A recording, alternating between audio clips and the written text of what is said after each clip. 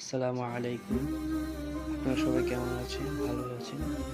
আমি আপনাদের সামনে সূরা ওয়াকিয়া নিয়ে কিছু কথা বলব। সূরা ওয়াকিয়ার অর্থ হচ্ছে নিশ্চিত করা। আল্লাহ তাআলা সূরা ওয়াকিয়ার প্রথম আয়াতে বলেন, ইযা ওয়াকাআতিল ওয়াকিয়া, যখন কিয়ামত সংঘটিত হবে।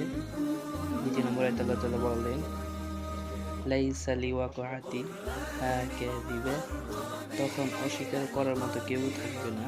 ৩ নম্বর আয়াতে আল্লাহ তাআলা বলেন, খাফিয়াতুর রাফিয়া, এটা কাউকে অবনত করবে বা কাউকে সম্মানিত করবে। আল্লাহ তাআলা ভক্ত বান্দাদেরকে আল্লাহ তাআলা সম্মানিত করবেন কিয়ামতের দিন, আর অবাধ্য বান্দাদেরকে আল্লাহ তাআলা কিয়ামতের দিন লাঞ্ছিত করবে, অবনত করবে, অপদস্থ করবে।